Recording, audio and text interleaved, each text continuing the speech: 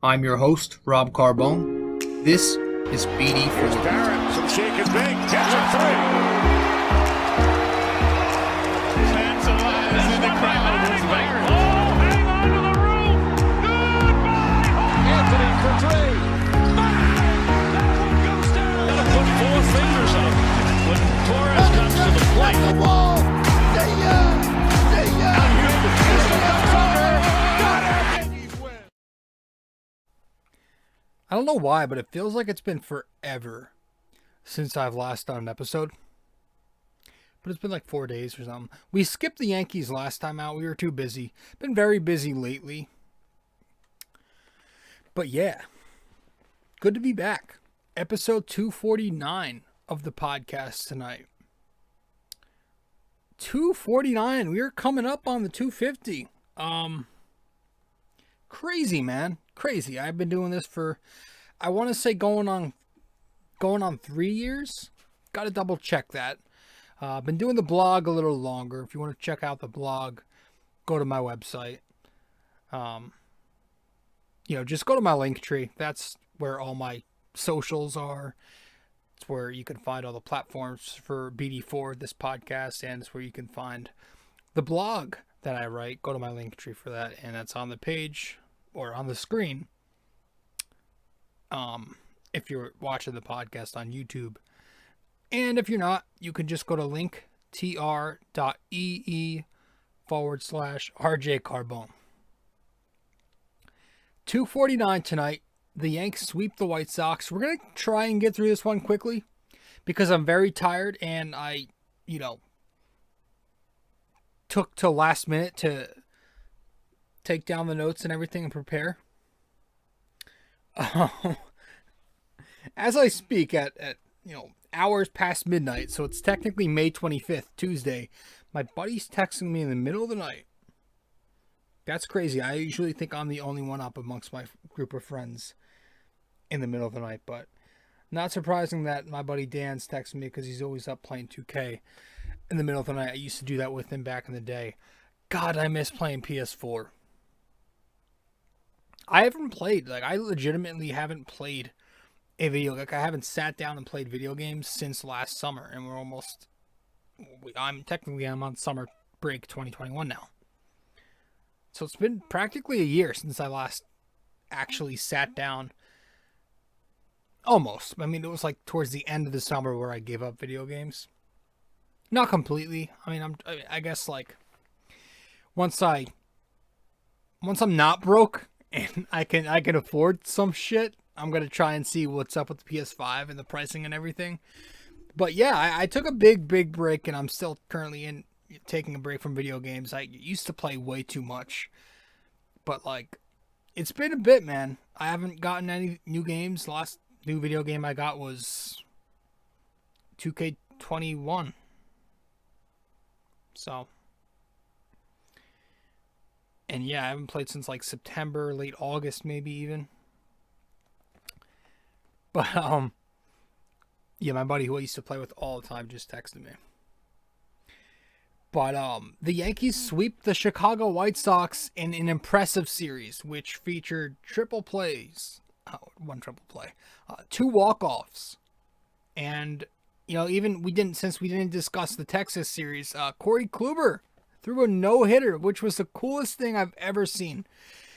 I've never witnessed one from inning 1 to inning 9 coming from my favorite baseball team. That was the first time I've seen my team throw a no-hitter. Obviously, I was alive for the David Cone perfect game in 1999, but I was, 5 years old, not even. So, didn't remember it, didn't even know it happened. This was cool. And I know, I get it, no-hitters are growing on trees these days with the offense kind of heading towards a dead ball era, at least for now. And, batters are striking out left and right. And I believe there has been 6, if you count Mad Bum, maybe 7 no-hit performances this year. So it does take something away, but it doesn't make it not impressive. I mean, he still pitched a no-hitter, meaning the no-hitter is still the difficult feat to accomplish as a pitcher. It's still, everything else you have to take into account too, right? If you're going to try and diminish it, well, shutouts are diminished, quality starts are diminished. It's still the top of the top. So he pitched a no-hitter, and I was impressed. I didn't notice he pitched it until like he was on the 5th inning. As soon as he completed the 5th inning, I texted my buddy. I'm saying, and I never say it, I'm very superstitious, and I know Michael K gets triggered when you tell him you're a jinx guy, and a lot of people do, but I am.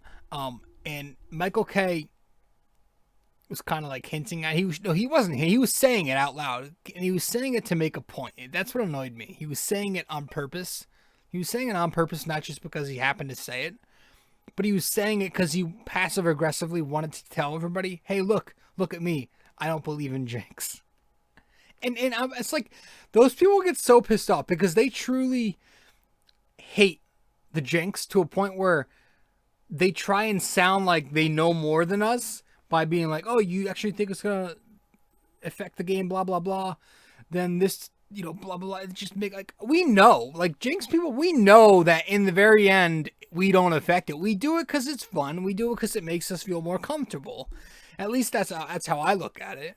And like by the 5th inning, once I heard he was throwing a no-no, texting my buddy, the eyeballs emoji, and I'm saying he's pitching well. I didn't say he was doing it because jinx, but I started noticing, and when I notice, I get too like, I overthink, and so I get even more superstitious, and I keep my arm at the same angle, and it was like on my head.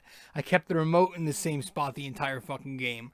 The couch cushions and the blankets in the room were in the same spots. I only got up during commercial breaks and did the same exact thing during commercial breaks, which is go and check my phone, get a drink of water, and I kept doing that every single between innings. I'm very superstitious, and so you can thank me for doing all that for the Corey Kluber no-hitter, so you're welcome for that. But that was in Texas, and we won that Texas series. That's over.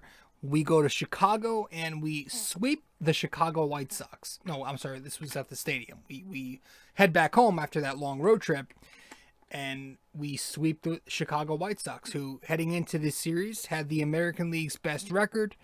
I want to say the 3rd or 2nd best record in Major League Baseball. So that was impressive to see that. The Yanks swept them behind lights out starting pitching. But you had some guys get hot offensively too. Gleyber Torres, who we'll get to a little bit. And we'll touch on Brett Gardner, who's starting to swing the bat a little bit better. Clint Frazier, Miguel Andujar had some moments. Yankees scoring without the home run, right? A lot of their runs were manufactured without the big long ball. Even in the one game that they did hit the homer where Ford won tape, that was like a tack-on homer with 5-0 already on the board. So it was good to see them kind of have a balanced approach at the plate, and defensively still some sloppiness, fundamentally, on the bases too. But defensively, we had some more errors, and, that's just Yankees baseball. It's what we do. But overall, another series win. What the hell was that just fell off my hat? Piece of lint. Haven't lost the series since mid-April. That is the Tampa Bay series at the stadium that we dropped 2 of 3. So since then, we've gone 23-9, which equates to a .719 winning percentage, the best in the business during that span. We've got 6 wins in a row. So it's looking a lot better for the Yankees. We haven't lost in forever a series. So knock on wood. Knock on wood. But yeah, things are looking better. Britton is nearing his return. They gave an update on him. I think he's due for a few rehab assignments. Stanton is expected back. I think he's only expected to use those 10 days on the DL. And I'm thinking sometime this series he'll be back. Maybe tomorrow. Or technically tonight. Because as I'm recording and as you're listening, it is a Monday, the May 25th. Severino, they give an update, said he's on track. Don't know the exact, I don't think they have a target date yet. Aaron Hicks, the news there has, it's been out there for a bit. He's done for the year, probably. Great. Don't care.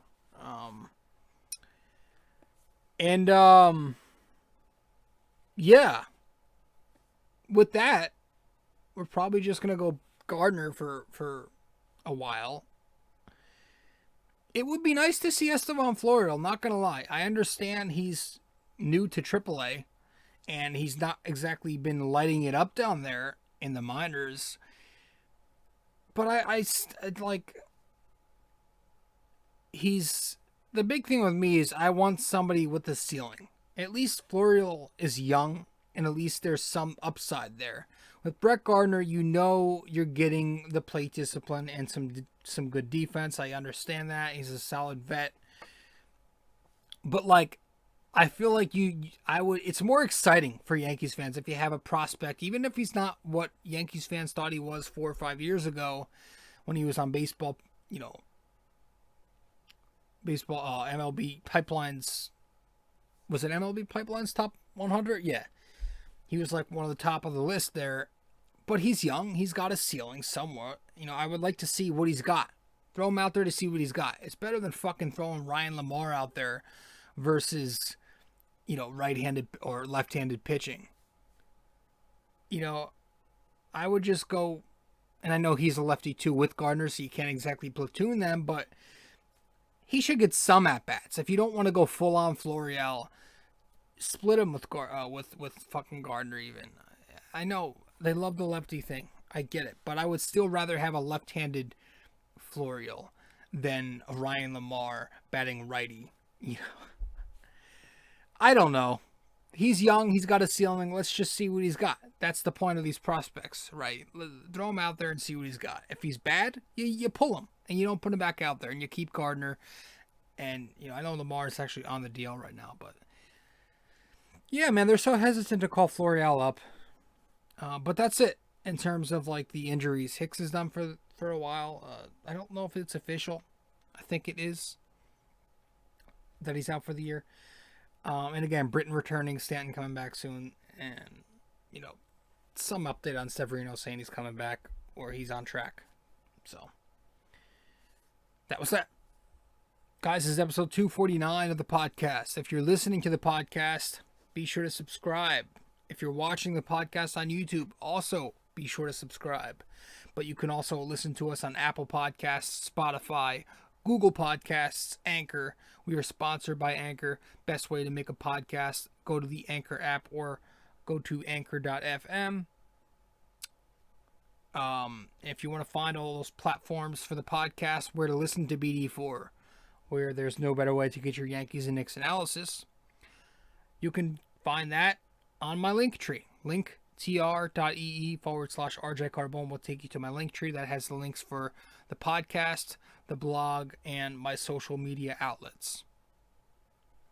I'm your host, RJ Carbone, in case you didn't know that. Welcome to the show if you're new. Whoops, that was weird. Just broke my chair. And if you're not new, well, welcome back. The Yankees are playing good, and we might as well dive into the series right away. Again, gonna try to keep this one short. Most likely going to keep it under an hour because I'm tired and it is late. So late that it's early.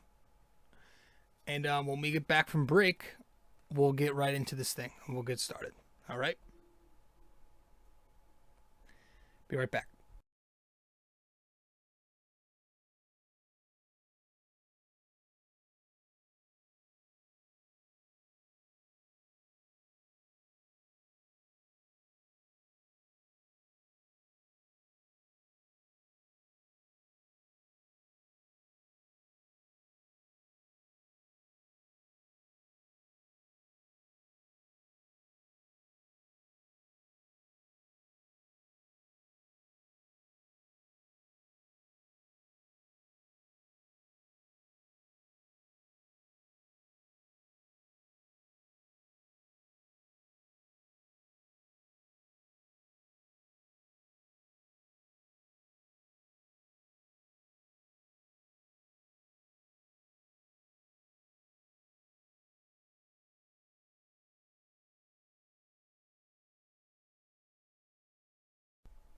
Yeah, so game 1 of the series was good. Good pitching. Really good pitching. Yankees took the 2-1 victory. You had Carlos Rodon, who also threw a no-hitter this year, versus Yankees' Jordan Montgomery, who is coming off a rough outing. But the Yankees win this one 2-1. Rodon won 6 shutout, struck out 13 Yankees. Jordan Montgomery ended up going 7 innings, 0 runs, 11 strikeouts. Very impressive outing for Montgomery. Considering this was against a club who mashes left-handed pitching, Montgomery did a good job. And a lot of people were thinking, should the Yankees skip him this start and promote Davy Garcia? I think that was a coward move if they were to do something like that. I liked it, man. And this was arguably not only his best outing of the year, but maybe his best outing as a major league ball player. I mean, he was ridiculous. He had, again, 11 strikeouts to no runs in 7 innings pitched. Fantastic. And, again, the White Sox, I have a number down here, 23-2 versus lefties heading into that game. So, Montgomery showed up. It was a good bounce back after that. His worst outing of the year, 3 innings, 5 runs, last time out. And then he comes in here and he dominates a solid hitting White Sox club. So, I liked him. He was working quickly. He had a good pitch mix. The curveball was fucking fantastic. Yeah, there's that one sequence, man, where he fucking threw that curve 3 pitches in a row. Forget who it was too, but he picked up the strikeout. 3 straight curveballs. He was also using, the different variances of his fastball. He was cutting it, he was sinking it, and he, threw the 4-seamer. So, a good outing for Jordan Montgomery, and the offense, struggled. 8 hits, no walks versus 15 Ks, and 2 of 6 in scoring position to score 2 runs. But it was enough. He had Torres with the home run to the porch in the bottom of the 7th to put the first run on the board of the game off of fucking Kopech. And then you had the top of the 8th where the game was tied. Madrigal, the RBI single, that check swing off of Johnny Lasagna, that tied the game at 1. Chapman tosses a clean 9th, eventually gets the win when the Yankees walk off in the bottom of the 9th when you have Judge and Gio back-to-back singles, and then Torres also a single to right field or to left field. I don't know. He singles for the walk-off hit, and the Yankees pick up the 2-1 victory. So, a good first game, and that at the time was their 4th win in a row after taking the final 3 games in Texas. So, we'll be right back, and we'll get to game 2.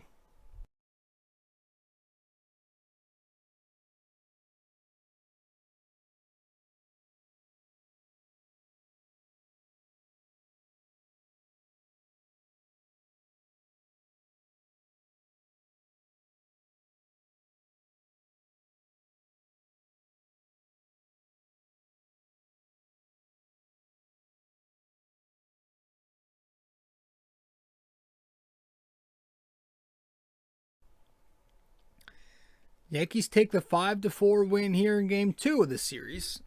You had Garrett Cole versus Cease. Cole won 7 innings, no runs allowed, 3 walks, and 7 strikeouts. So, it wasn't dominant Cole. He did not have his best stuff, but still an ace-like outing. And another good rebound from his effort against Texas in game 1 where he was pounded for his worst outing of the season. So, all 3 of these starters in the series had nice bounce backs.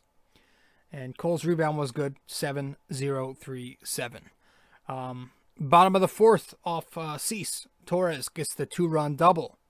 Odor gets another RBI double. This makes it 3-0 after 4. Bottom of the 5th comes Torres, another big hit. A 2-run single, 4 ribbies in the game, to left field, 5-0 Yankees. You go to the bottom of the 6th, Mike Ford, like we mentioned, the tack-on home run, makes it 6-zip. And then in the bottom of the 7th, Miggy finally gets on the board for a double this year. Hits one in the gap, 7-0. Yankee offense, 11 hits, 5 walks, 12 Ks, 3 for 12 with runners in scoring position. A good win.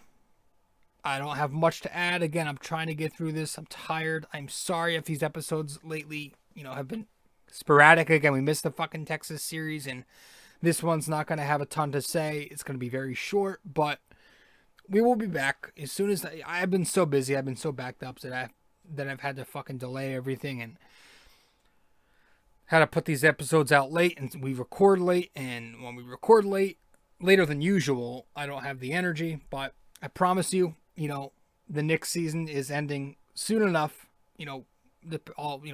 obviously depending on how far they get in the playoffs, and we'll talk about the Knicks in the next episode, but once the NBA season concludes, we will be back to, the full hour consistently, and we will dive into a lot more than what we're diving into so far, but the next Yankees episode should be good, though. As soon as the month of May ends, we'll dive into the report card 2 months in. So that'll be a nice detailed breakdown. Analysis is what I wanted to say. Game 2, the Yankees won. So let's get to Game 3. Don't even need to go to break. Game 3 of the series. Yeah, Jameson Taillon versus Dallas Keuchel. Man. Yankees did not hit him when he was with Houston. But after he left Houston, he kind of become less of a, wasn't the same pitcher he was. Fuck. And they've been hitting him ever since then. Bottom of the 1st, 2-run double, Gleyber Torres. Who but? 2-0 Yankees. Nobody scores for a while. You get to the bottom of the 5th. The Yanks load the bases with nobody out. And then you have Gio Urshela ground into a double fucking play. And 1 run scores, makes it 3-0. Not as many runs as you would like the inning, but fucking happened, and it is what it is. Lost my footing here. Let me see what I've got on the fucking notes. Oh. Completely lost. Hold on. Did I miss a page in my notes? Well, this is annoying. Oh. Alright, we're good. Yeah, Taillon ends up going 5 innings, 0 runs, 4 strikeouts. It's Peralta who, why go to Wandy there and not Chad Green, who ended up pitching after him for, a guy like Abreu. And Abreu hits a home run off Peralta in the 6th. Makes it 3-2 Yankees. Bottom of the 6th, you have Gary obviously scoring on that Tim Anderson throwing error. 4-2. Then the top of the 7th, Yankee bullpen continuing to struggle. Grandal gets the home run. 4-3 Yankees. Chapman then blows the save in the 9th. His first blown save of the year. His first earned run allowed on the season to Andrew Vaughn. Home run. 4-4. Tie game. But bottom of the 9th comes. You've got Clint Frazier with the leadoff single. He's still second. DJ gets intentionally walked. And then Tyler Wade with an infield single past the pitcher's mound. That relief pitcher, Bummer was his name. He's pulled. Liam Hendricks comes in to face Aaron Judge, and he can't find the zone. He's not close, and he ended up walking in the winning run against Aaron Judge there. And the Yankees win with that walk-off. A walk-off walk. So, not the most thrilling way to win, but a win is a win. And the Yankees picked up a series sweep against a tough Chicago White Sox team. 10 hits in the game, 5 walks, 9 strikeouts, 2 for 11 with scoring, with runners in scoring position. But it was good to see Taillon, with a strong rebound after his performance last time out. And just on a disappointing stretch. Hasn't had the greatest start to his Yankees career, but it was a good performance. He's still relying very heavily on that fastball. So when his fastball location is not there, he's a conundrum. He's a big problem, and that's a big reason why he's struggling this year. But he got away with it in this one, because his fastball was on. His location was there, and he was attacking with the high heat. Even hit 96 at a point, and it was working well for him. But we're still, I still need to see more. I still need to see a deeper bag from him. He didn't throw. I don't think he threw any changeups, and they showed a stat.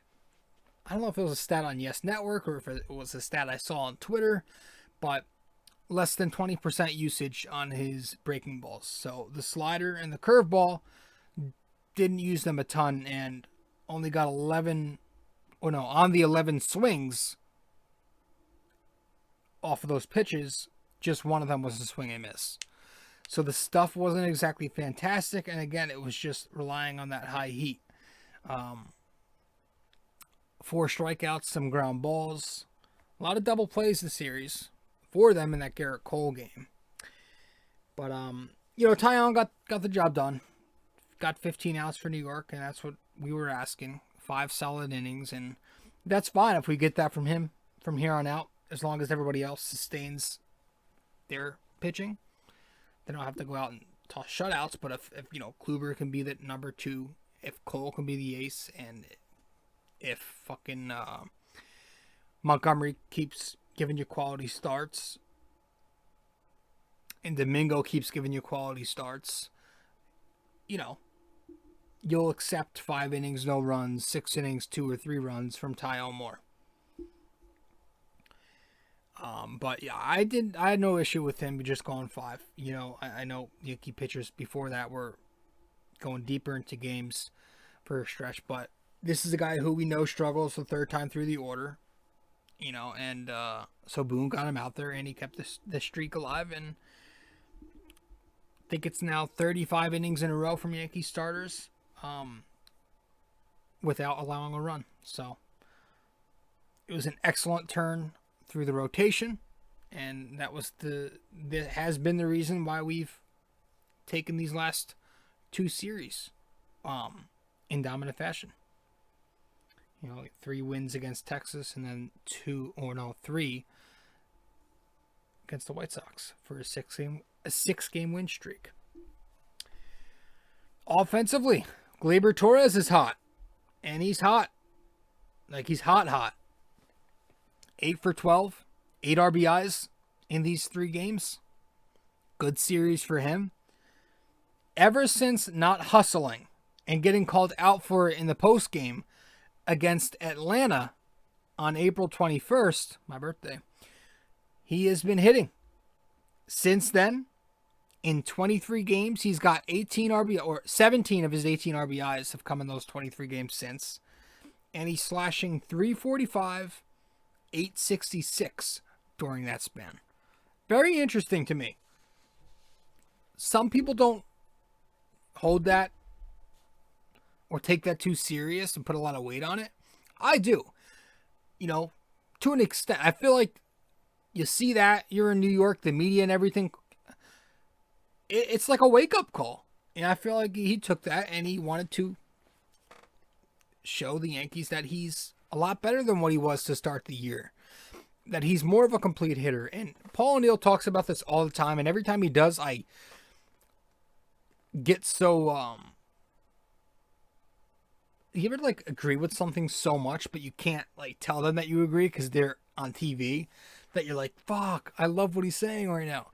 That was me. Because every time Paul O'Neill speaks about Gleyber, or even Gary a lot, I fucking agree with him on a lot of these Yankees sometimes. Me and Paul O'Neill are on the same wavelength when it comes to a lot of these guys in the lineup. But I always say, Torres could be a 300 hitter. He could be anywhere from 275 to 300.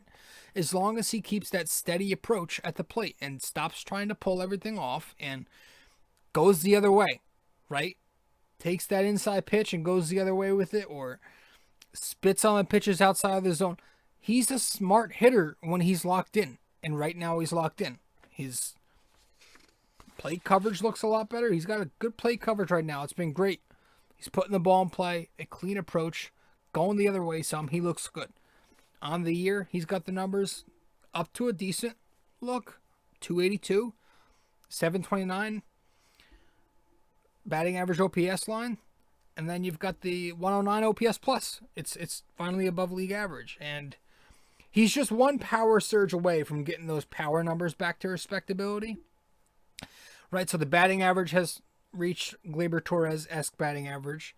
The on base is where you want it to be. It's in the 360s. The RBI numbers are there right now. It's the home runs and the slugging percentage, right? You start hitting more extra base hits, the doubles, the homers, that's going to up your OPS. So one power surge away from looking at his numbers and his line and saying, okay, that's very strong. That's the star player that we want to see. So it's good to see that he's been improving a lot over these last several weeks. And obviously since he's come off the DL, he's been really hot. And the defense looks good too. He's not a problem right now. He's a positive lately defensively. He's not really doing anything that makes you cringe and want to look away. He's been fine defensively at shortstop. So that's a plus. Aaron Judge is still producing. Listen, he's having a hell of a year. He had the rough start, but he's having a hell of a year right now. Lately, he's putting together great at-bats. He's not homering in every other game like he was during that stretch, but he's still having a good year, man. And he's still going through a good stretch. He's DHing a lot lately. I guess they just want to get him off his feet, and we were on that stretch, a certain amount of days without an off day, but he's been good. He has been good. He has, let's see, he had two hit games this series, and he's currently riding a 7-game hit streak.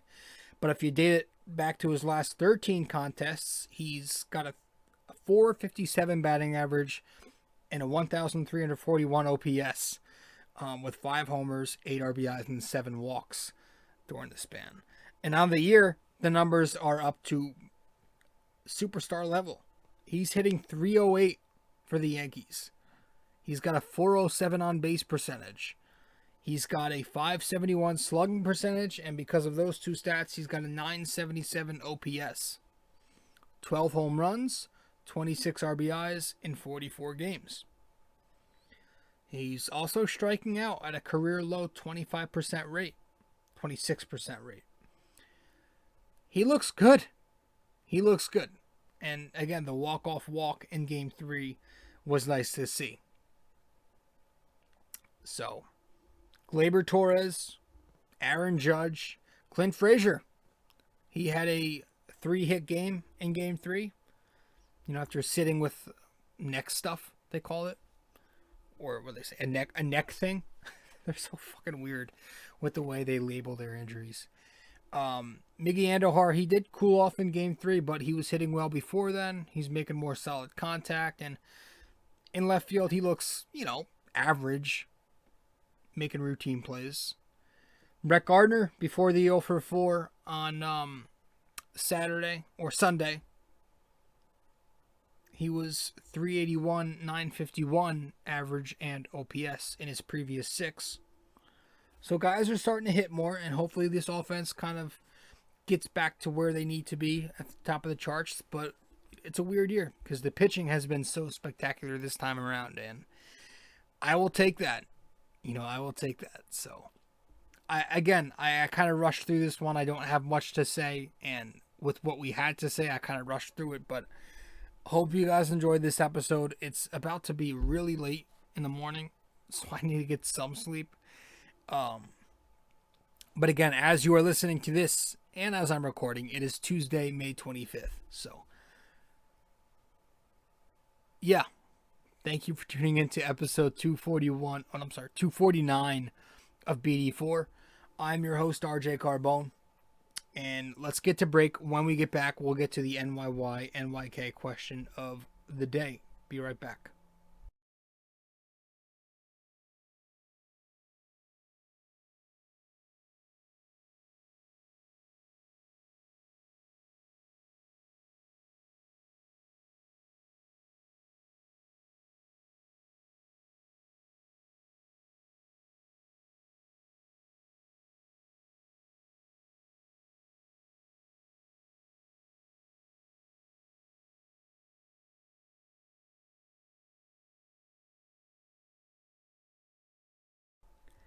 So last time out in episode 248, obviously we were talking Knicks. The question of the day, the NYK question of the day to you guys. Which Knick was named All-NBA first team the most times in franchise history? That was the question of the day for you in 248. Which Knick was named All-NBA first team the most times in franchise history? The answer to that question, Walt Clyde Frazier was named All-NBA first team the most in franchise history. This episode, 249, our NYK question of the day. How many Yankees hit at least 20 home runs in the year 1961? All right, simple. How many Yankees hit at least 20 home runs in the year 1961? So message me the answer on Facebook, Instagram, or Twitter, or just comment the answer on one of those platforms once I publish the promo and the link to this podcast. And I think that's all I've got. I hope you guys enjoyed this episode. Again, I am your host, rjcarbone. If you haven't yet subscribed to this podcast, be sure to do that right now. We do Knicks episodes after every 2 games, and that same pattern will remain through the playoffs. We'll record after every 2 playoff games. So after game 2, we'll have a Knicks episode for 250. And then, man, that was a fucking rough game. We have a lot to discuss on that. So the Knicks episode 250 will be out Wednesday night. We'll start recording that, and we'll put it out by Thursday morning. The next Yankees episode 251 will obviously be after this Toronto series. That actually might be 250. I don't know. Either the Yankees or Knicks will be 250, but those are the next 2 episodes where we'll be discussing Yankees in the Jays, and then we'll be discussing the Knicks and the Hawks after game 2. So in whatever order, I got to see when I'm available to put those out and record them. So hope you guys enjoyed this episode, though. This was 249, Talk Yankees. Again, the Yanks sweep the White Sox, and this is all I've got for this one, guys. Thanks so much. I'll see you next time. Again, this is your host, RJ Carbone, episode 249 of the podcast BD4, where there's no better way to get your Yankees and Knicks analysis. If you haven't yet subscribed to the podcast, to the blog, we recap every Yankees game and every Knicks game. And if you haven't yet followed me on social media, you can follow me on social media, Twitter, Facebook, and Instagram. Read the blog, listen and watch the podcast, all that stuff on my Linktree, linktr.ee/rjcarbone. Takes you all. What? Fuck am I saying? It takes you to where you need to be to get all my information. That's what I want to do. All right, guys. That's it. I'll see you next time.